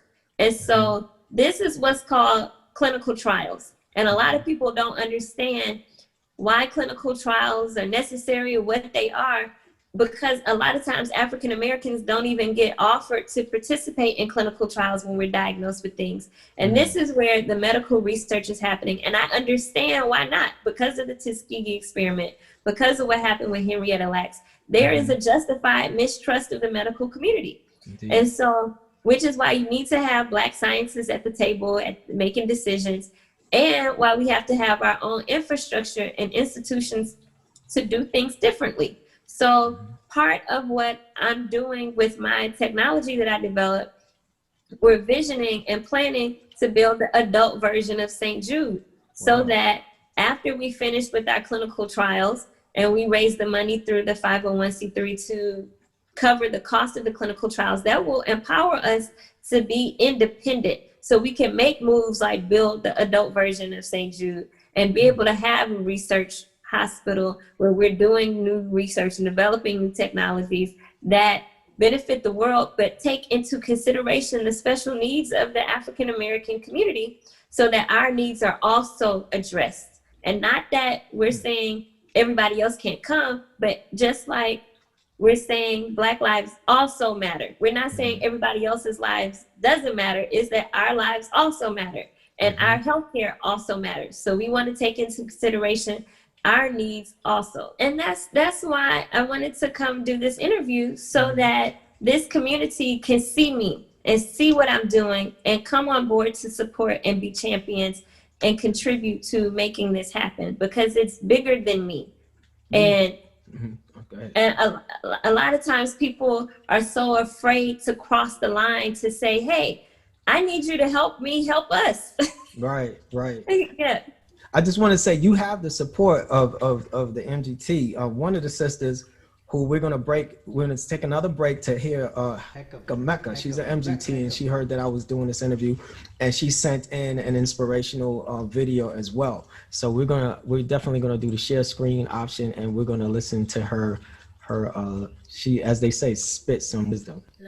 High frequencies of energy transfer through my energy. God is of my pedigree. I see him on my family tree. I'm multi-dimensional, though this ain't no geometry. But ask me what my angle is. This that 33rd degree. You know we gon' steal the show. Ayy, this one like way burglary. Lying through their teeth. I know they mouth be filled with mercury. They think they be hurting me. They don't know I'm Hercules. Thought I was immortal till I learned my genealogy. Yo, I just want the money in the land. F your apology. Who they thought the problem was, then turned into a prodigy. Only rock the modesty, but don't think it crossing me. God gave me a sign that I'm gonna conquer like I'm Constantine, owner of the universe, so get up off my property. Yes, I am the original. Mankind can only copy me. I ain't strictly physical, no, I defy geography. Now put the two together. I'm compounded, no apostrophe. Ooh. All right, hold on. Can you hear me? I can hear you. Okay, all right, that was off the chain. I thought that was, man, I was so happy when she sent that. I was like, oh, wow. Yes, I love it. She just, the apostrophe at the end was just like explanation, boom, like hit you in the head, So tell me, what was your thoughts on it? I love the declaration of truth of who I am. She is a reflection of me. I see myself in her. I see her seeing herself in me. I love what she said. I think it's so important for us to not just recognize who we are, but to say out loud and affirm the truth and to reclaim those powerful statements that not just lift us up as women, but as teachers and as those who will bring up everybody else. And it's just, she was so eloquent, and it was beautiful. It was absolutely beautiful. Yeah, she's a wordsmith on to say the least. I definitely like to follow up with her career. And she has a great family as well. She includes her husband in some of her podcasts, and I think this is excellent. My wife and I, we enjoy watching her videos. It's just off the chain, But thank you. I'm sure she'd be glad to hear what you just said. Yeah, it was beautiful. Absolutely beautiful. Yes, ma'am. We're gonna go into some comparisons. Okay, just one more comparison, as I mentioned to you before. In May of 2019, on 60 Minutes, there was a doctor named Ken Nichole from Sydney's Westmead Institute in Australia who developed an alleged cancer treatment. He supposedly is the leading doctor in the race towards a cure of cancer in Australia. His treatment uses modified immune cells called CART cells, C-A-R-T. They are cells that are inserted within a gene that enables them to see and kill cancer cells. He's been working on it for 10 years. His treatment normally costs $500,000 a dose. Dr. Nichole-Thwaite's treatment, which has a 70% success rate, intends to bring the cost down between thousands to tens of thousands. According to 60 Minutes, there are 3 CART cell treatments which have been approved by the FDA. Are you familiar with this research? 1. How does your treatment compare as it relates to cost, effectiveness, side effects, or other variables such as FDA approval? Okay, so great question. So the CART CAR T cells and that research, like you mentioned, there have been several drugs based on that science that have already been approved by the FDA in the United States. The world is tackling this problem, and a lot of times people think there's this big conspiracy theory that there are these cures for cancer that people are withholding, and there has to be the acknowledgement that some of what's happening is that the science just has not yet progressed for us to be able to completely eradicate all types of cancers, including the technology I developed is not a cure-all for all cancers. And so part of what I have to acknowledge and educate here is that cancer is a very generic term, like a car. There are hundreds of different types of cancers, just like there are hundreds of different types of cars. And so depending on the type of cancer you have, your body may respond to different types of treatments, some better than others. And so there is no one cure-all because there's no one cancer, right? And so you have different types of cancer which require different types of treatments, which is where the precision medicine and personalized medicine come in. So this using the genetic markers and these type of biochemical approaches to treating cancer, that's one approach. It's like one branch on an entire tree. And I'm not saying that branch or the tree doesn't have a place, because there are some cancers that will respond very well to those type of treatments. And then on another branch or another tree are a whole system of ablative therapies, where you're using something hot to basically zap the cancer or something cold to freeze it away. And there were a whole group of those type of cancer therapies that didn't get the success that they could have because the funding all followed the recommendation of 2 or 3 leaders in the cancer field that said, this branch of chemotherapy is the way that we're going to cure cancer. And then a few years ago, somebody came along and said, well, the branch of immunotherapy is the way to cure cancer. And then somebody came along and said the branch of precision medicine is the way to cure therapy. And the reality is, it's the whole tree of approaches that we need to understand and fund across the board more equally, so that some treatments that may be founded on illogical science doesn't get 90% of the funding. And when you put so much funding behind even a bad idea, you can get some success. But then if you put a percentage of that funding and spread it out equally across other ideas that have feasible, plausible data that could show the same success with the same kind of funding, or even exceed and excel and show even more success with a similar funding, then you can have a more diverse portfolio to treat a broader group of cancers. And so the curing cancer has to be a multifaceted approach. And you have to keep everything into consideration, of cost and accessibility being one of them. So some of these facilities and some of these treatments do take a few $100,000 for a treatment regimen. And because of how I grew up and coming from my background, being the first in my family to go to college, and as you say, coming from the hood, I wanted a treatment, and I designed a treatment that would be affordable. So we're talking about taking something that's the cost of a laser pointer and coupling it with something that costs about the equivalent of making tooth whitener or medicated shampoo or something. And we're talking about taking low-cost components to put something that would fit in the size of a shoebox that can go on a medical mobile and go down to the Black Belt in Alabama and Mississippi, and it can go into developing countries in Ghana and Kenya, and go to these rural areas where they don't have access to these large infrastructures that cost hundreds of millions of dollars to install the facilities. So by design, we're talking a completely revolutionary approach to affordable healthcare, because by design, I made something that was inexpensive.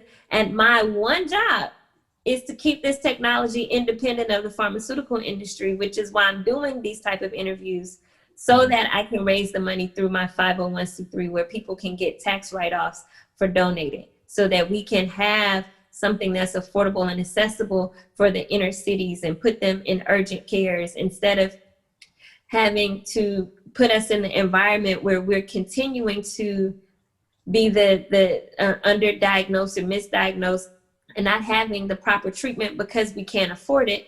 And ultimately building the adult version of St. Jude, where it doesn't matter if you can afford it or not, the doors will be open for you to come.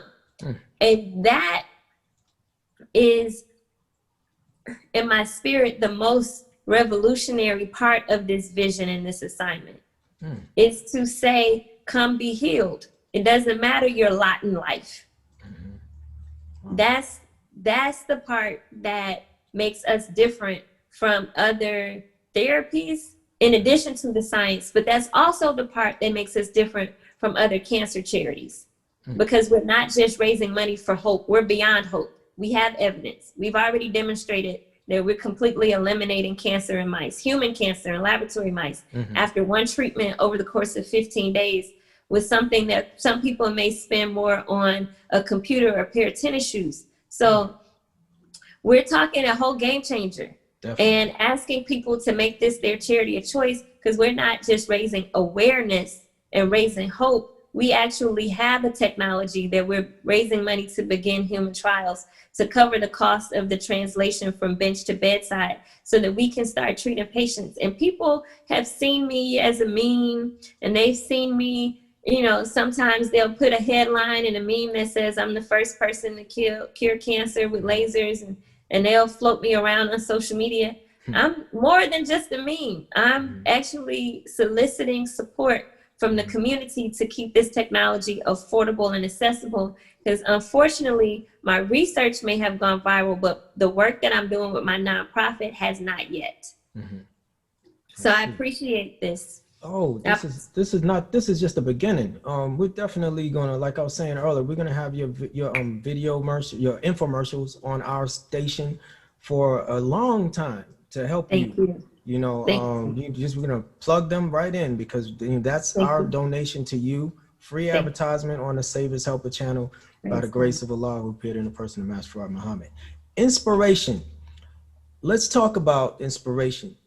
In the Nation of Islam, we have several people who have beat multiple diseases, not individual, multiple diseases, but many believers of all walks of faith have done this. But I know of two, Minister Farrakhan and Sister Ava Muhammad, who have beaten cancer. Have they inspired you? So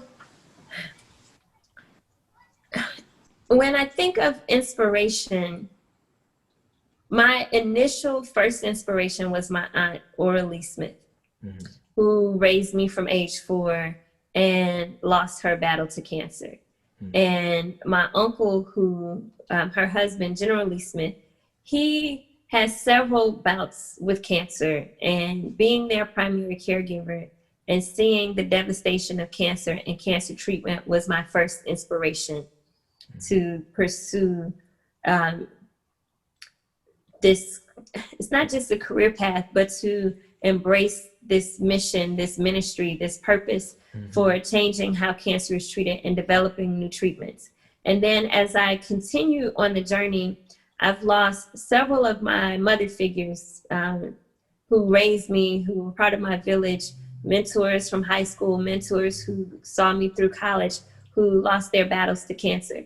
And when I see survivors, it adds an extra layer of inspiration, because it tugs at my heart in a way where I use this work as therapy for me, because I know for all the survivors we have so many people who didn't survive, That's a good like point. my family. And I know that survival is possible, and it's how do we create more survival stories for the people who may not be on the path to survive right now. And my target audience isn't to compete with the people the pharmaceutical industry can save, but there are nearly 9 million people every year, according to the American Cancer Society, who die from cancer every year, even with all the best of modern healthcare, all the best of alternative healthcare. There are nearly 9 million people who don't have these survival stories. And every time I see a survivor, they're miracles. Yeah, that's because right. there really isn't clear science behind why them and not the next person. And I know people who were believers, who love God, who love Allah, who were pastors at church, who were, had lives that people would consider holy. Not that anybody's perfect, but they were doing their best to be good stewards of their time on the planet, and they succumbed to cancer. And in my belief system, it wasn't because one person was a saint and one person was a sinner. It's irrespective of persons. There is no one thing that we can all do to ensure that cancer won't come visit us. And it's not like certain things with diabetes and heart disease where you know how to prevent it. Cancer, you can have the healthiest lifestyle, the best genes, not have it in your family. You could be 30 years old and get diagnosed with cancer and be gone this time next year. There is no vaccine that's keeping everybody from getting cancer, and there's no one cure all. So inspired by, yes, I'm inspired by them, but I also have to connect it with the core of why I do this work.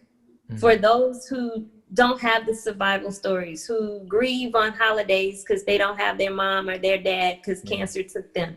For those who are heartbroken every time they walk past something that reminds them of their loved one that they lost to cancer. Because I know we need more survival stories. I'm tired of losing. I'm tired of losing. Yeah, me too. So that means we got to fight. And I can't do this fight by myself. Right. And that's why we had you here. In the cases of people who are undergoing rehabilitation, where they've survived from cancer, but the damage that cancer does to tissue, to bone marrow, what would you suggest for them? Do you have any suggestions for them, or what's the best avenue to recover from these damages? Any advice? So one, the body is resilient, right? And just like the planet is resilient. Even, like with time, nature has a way to repair and rebuild itself. Part of what we can do in addition to time is put live foods, and you all know this. Yes, right. How to eat to live. Eat to live, right? And so eat live foods, eat foods that are alive so that your cells can have what they need to repair and regenerate and start to rebuild and regrow. Keeping your stress levels down, making sure you're drinking clean water to hydrate, and making sure that you're getting plenty of rest. Because you can do all of everything else, and if you're sleep deprived, it's compromising your immune system. So everything else is still going to be out of balance. Your body heals while it's asleep. As my auntie used to say, that's when the Lord is working. You're teaching.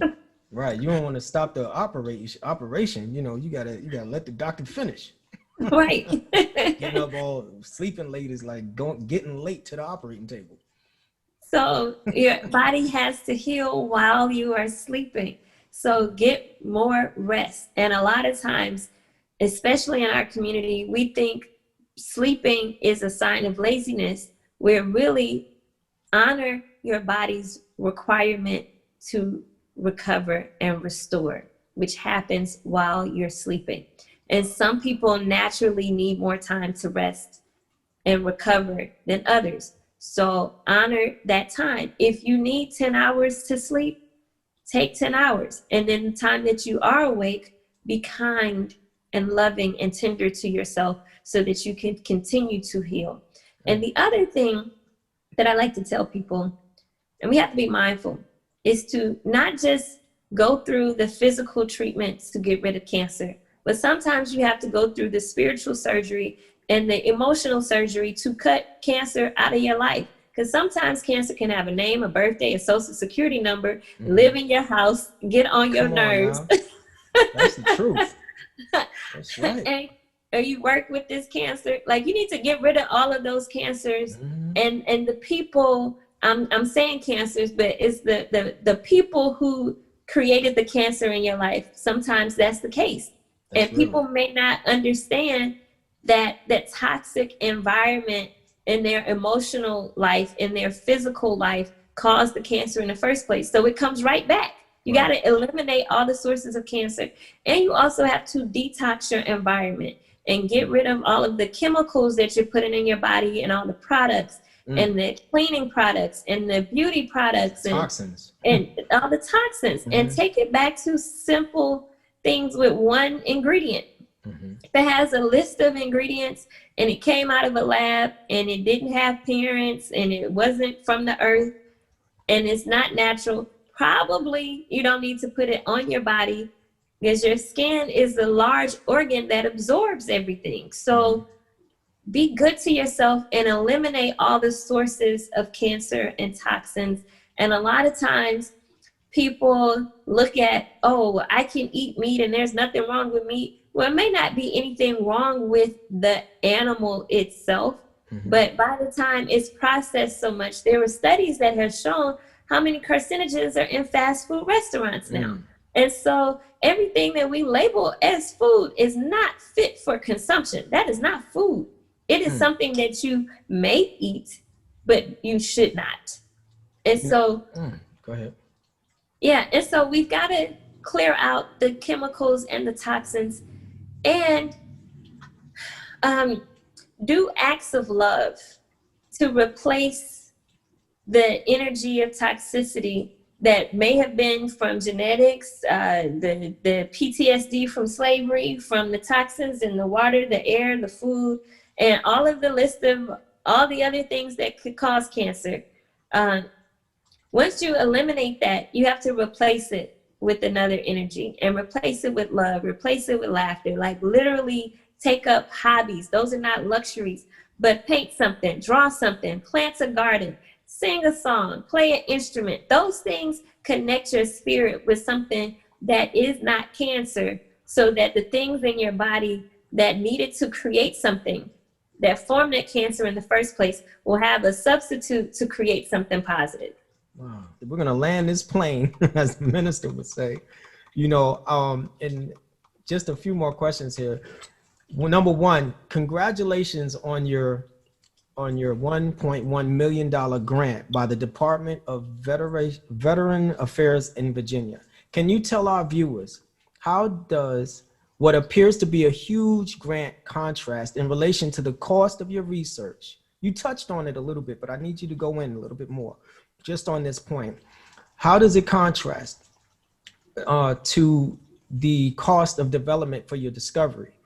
And it's, to see it success and at a successful point, past the clinical trials, as you mentioned, and how can we convince those who believe that, hey, who are saying in their mind, oh, she already has the money, why would we have to spend more? I mean, why do we have to give her more? What would you say to those people? So here are the facts, not opinions, but here are the facts. Okay. The $1.1 million that I received from the Department of Veterans Affairs was a career development award that validated me as a scientist and gave me a stamp of approval amongst my peers, saying that this is legitimate science, right? But the fact is, it costs $100 million on average to take a technology from this point in development all the way through clinical trials to the point where it's something you can ask for at your hospital and it's covered by insurance companies, Medicaid and Medicare. So, and even in my mind, $1 million is a lot of money. But seeing that I have this $100 million journey that I'm going on, it's one small drop in the bucket. So when I started out, I started giving, bigger chunks, saying, okay, well, I did this interview on Roland Martin that had 14 million views when he posted it on his Facebook page. And I shared that I need to raise $30 million. that would get me past phase 1 and phase 2 clinical trials. And then I would get the invitation to go on Dateline in 60 Minutes to say, hey, we've studied this in these many people, we've shown it work. Now we need to raise this next 70 million. And it would be easier to get some of the celebrities and these more high donor philanthropists to come on board. Mm-hmm. So when I started talking with experts about, how if 14 million people saw that and had just given $1, right, I would have had the money that I needed to get to the first $10 million milestone, mm-hmm. which would put me at the beginning of the first human trial. And so the fundraising experts, the nonprofit experts, they coached me to say, stop talking about $100 million, because if your audience is in the mind frame that $1 million is a lot of money, what's the lowest amount that you need to get to a first milestone? So, well, $10 million will get me to the first human trial. That's in Not through all the human trials, but to the door. It's like, put me in the game, coach. Mm-hmm. Let's even see if this works in the first 10 humans first. And getting to this first $10 million milestone will allow us to take what we've developed for mice, outfit it for something that works for humans, go to the FDA and play in that official game that I need. Is like, send me to the Olympics to try out. Mm. So we can do the testing in humans. So we have to go through the FDA. I have clinical partners already set up and already ready to host the clinical trials in a variety of cancer, from head and neck, prostate, breast, colorectal, anal cancers, like for a variety of solid tumors. I have clinical partners ready. The technology is literally sitting on the shelf while I'm figuring out how to fundraise. We're writing grants, but it'll take us 30 or 40 or 50 years, which is the expectation. My mentors say careers are long. Mm-hmm. You got plenty of time to write grants for this. Yeah, I'll be 70 years old by the time I write enough grants to get this funded. But right now, 9 million people a year dying from cancer. And we got 500,000 people all the time reaching out to us saying, hey, can we sign up for your clinical trials? And I'm like, I'm still fundraising. Mm. So people are seeing what I'm doing, wanting to sign up for the trials. And we need people to actually help us raise the money so we can stay independent and do the trial. And the cost of to get to the first clinical trial and to conduct the phase 1 pilot study will be $10 million. Mm. Wow. And and it's like, people say all the time, I don't know if my money will count. We need 100,000 people. 100,000 people can give $100. Mm-hmm. And in addition to the 1.1 million that I won in the grant, we've also raised in crowdfunding another 1.2 million, which only 32 African-American female tech founders have done that before me. Mm. So we're already breaking barriers and making history with the work we're doing. And we need the community to come on and make the Orally Foundation their cancer charity of choice, so that 100,000 people is not a lot of people to give $100 or $10 a month, mm-hmm. or $5 a month. Even if people saw this and gave $1, mm-hmm. every dollar counts. That's right. And people have to understand that when they see this and they have a heart for what I'm doing and they don't help, that makes this vulnerable to everybody who may not want to see it. Mm. But right now, I'm not in a position where I have to go ask approval for anybody else. We literally need to just pay the bill to go play the game. Right. And she shouldn't have to beg for this. Our people are dying. How many people do we know have died of cancer? And of course, we have this overlap, COVID-19, this overshadowing dilemma, crisis, which can divert your attention to other things. But it's a fight. We're dealing with cancer. We're dealing with COVID. We're dealing with the spiritual COVIDs, the spiritual cancers, like you mentioned, and we've got to fight all of it. We've got to team together and get behind our sister and other organizations, who are proving positive results. But this right here is a fact. She needs our help, so let's get behind her. How can we help? How can they help? What are the different methods in which we can actually send donations to you to get behind your project and your foundation? So there are a list of ways. The easiest way is to go to oralee.org. That's ORALEE.org. auralee.org and become a sustaining monthly donor at any amount. We also have Cash App and Venmo, the $ Auralee Foundation, ORALEE Foundation. We're also set up on Amazon Smile. It's the pandemic, like you said, and COVID-19. So I try not to separate COVID from cancer because cancer patients are more susceptible. That's right. To COVID. And so it's even more relevant now, but everybody should be shopping from home and socially distancing and staying safe. So I know people have their political views, but Amazon has set it up where a percentage of every purchase, without charging the customer anymore, but they will donate a percentage to your charity of choice. So if you select the Aura Lee Smith Cancer Research Foundation as your charity of choice on Amazon Smile, you shop, Amazon donates. That's one of the easiest ways that doesn't even cost you any extra money. The other thing is on Facebook.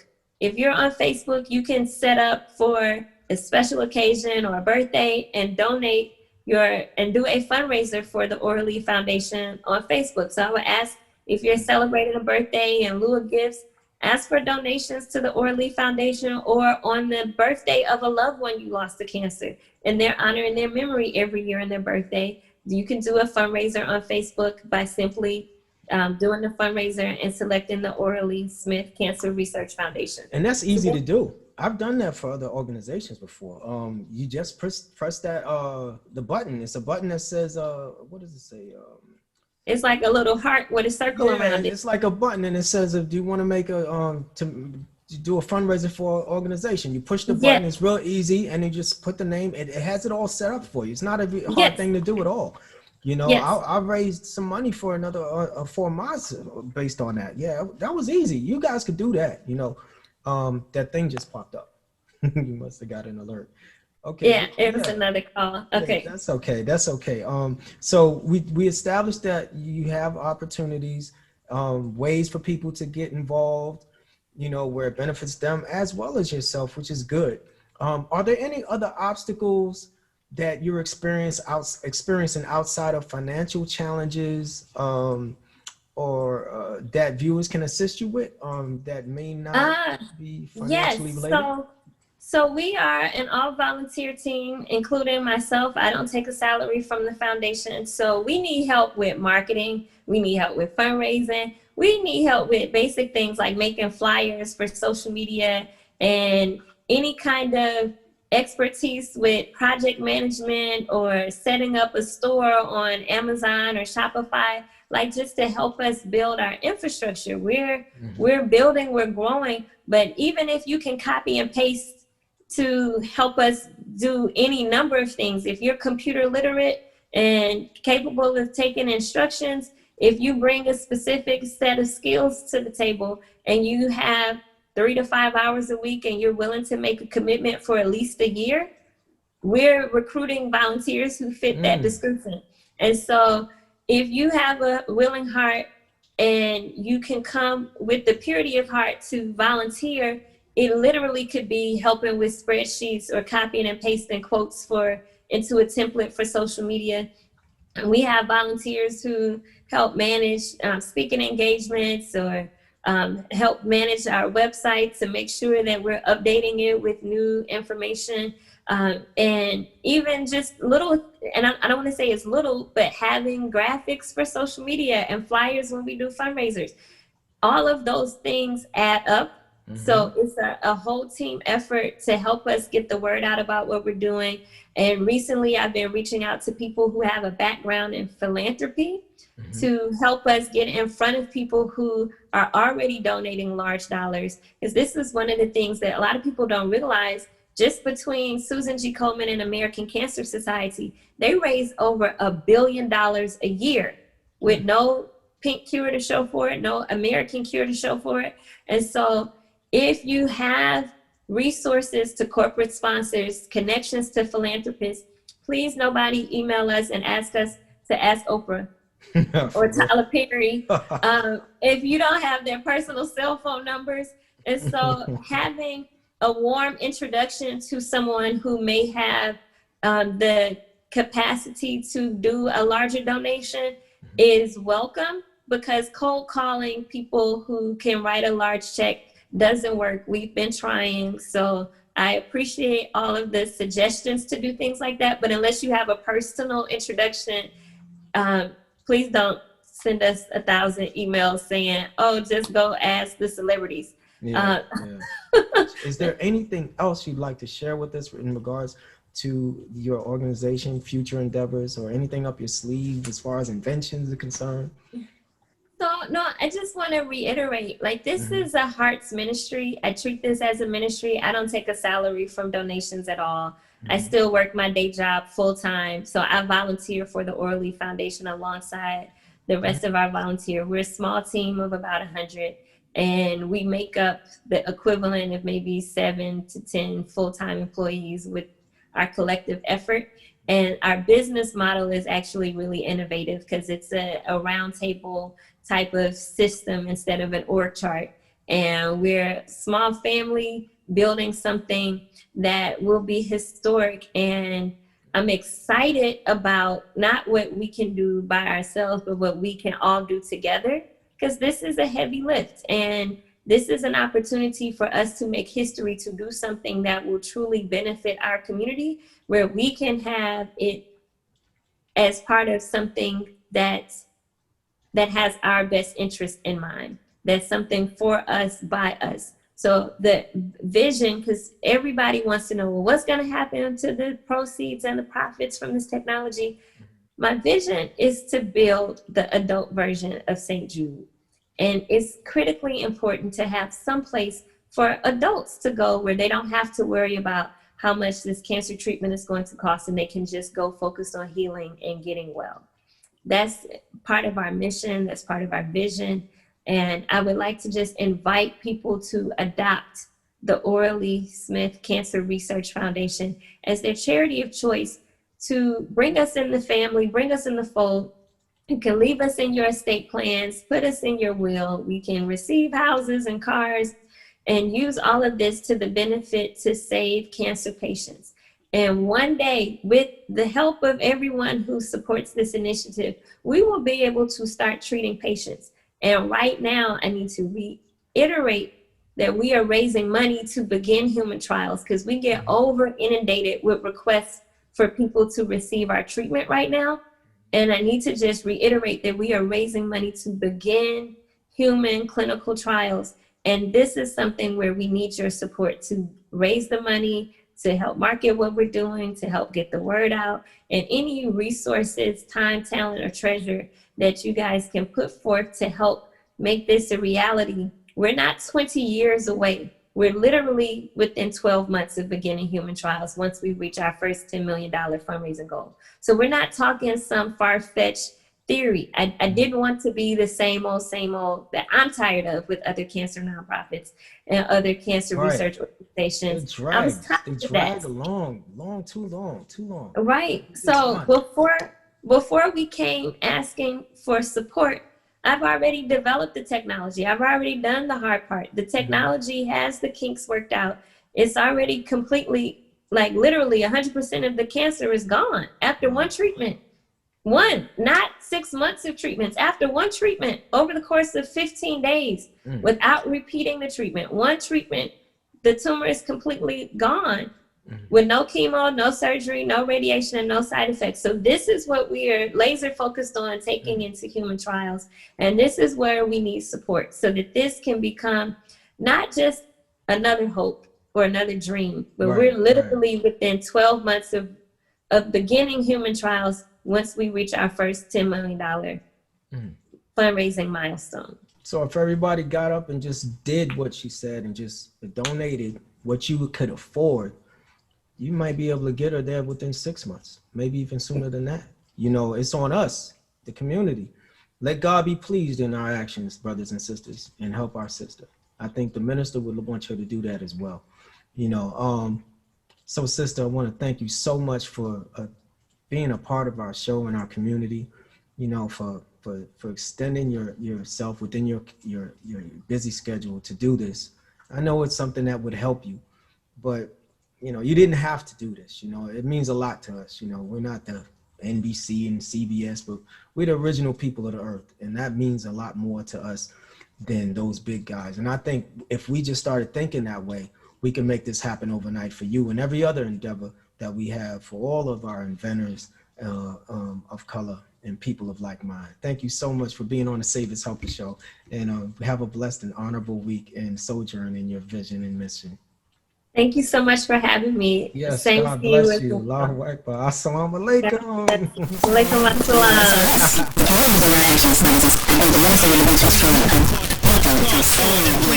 The trouble started first, come better the snake. You know his repertoire, kinda like your brother in jail, calling shots for y'all while y'all are banging one another like fools and occasionally hitting babies. Crossfire 22, straight to street, image of fame. Montana locking their brain. MTV clips was fake. As two flames knocking down towers, the truth. Fireman said it falls, flag ops, F-stop. They want a whole planet, black hands murdered Gaddafi. He got 2 girls, karma bus through Secret Service. This is God's world, world star taking advantage of your savagery. Can't text it to your son, so you text it to me. I'm about to go in overdrive. Shoot you with this dope first. Who would stand up if God asked us, where are my angels?